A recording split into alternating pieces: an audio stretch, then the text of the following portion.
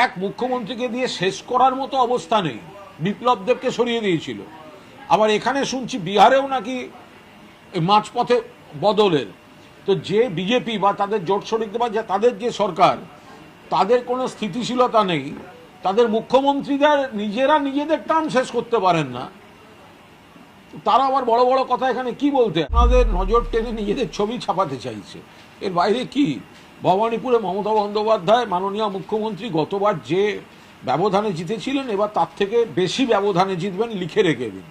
এখন মমতা বন্দ্যোপাধ্যায়ের আসনের কাছাকাছি থাকলে ওই বিজেপি নেতারা যেন একটু প্রচার পাবে। ও তো আপনাদের একটু প্রচারের জন্য ওখানে নাটক করতে যায়। বিজেপি থেকে তো সব ভিন রাজ্যের লোকেরাই আসছে। বিজেপির এখানে লোক কোথায়? BLA 2 খুঁজে পায় না। আবার বিজেপির ভেতর থেকেই একটা অভিযোগ পাচ্ছি, এই ভিন রাজ্যে যে সমস্ত ওদের সব নানা রকম সব শব্দ টব্দ আছে, সেই সব পদাধিকারীরা আসছে, এখানকার যারা কোনো কোনো এলাকায় যে দু চারজন বিজেপি করেন তাদের সঙ্গে খুব দুর্ব্যবহার করছেন, হাই ফরমাস কাটাচ্ছে, ইয়ে চাইয়ে ও লে আও এইসব করে বেড়াচ্ছেন।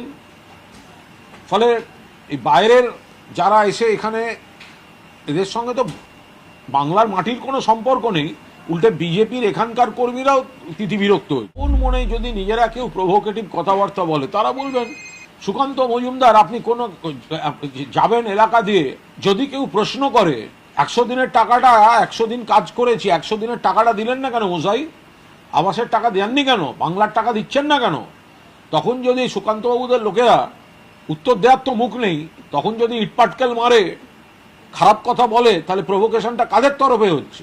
পরিবর্তন 2011 সালে হয়ে গেছে, এবার ওনাদের বিদায় যাত্রা, এবার ওনাদের বিনাশ যাত্রা, আর এবার বাংলায় প্রত্যাবর্তন হবে। আমরা বলেছি SIR যে পদ্ধতিতে হচ্ছে সেটা ভয়ঙ্কর পদ্ধতি, অপরিকল্পিত, অদূরদর্শী, হঠকারী, মানুষের মৃত্যুর মিছিল হচ্ছে।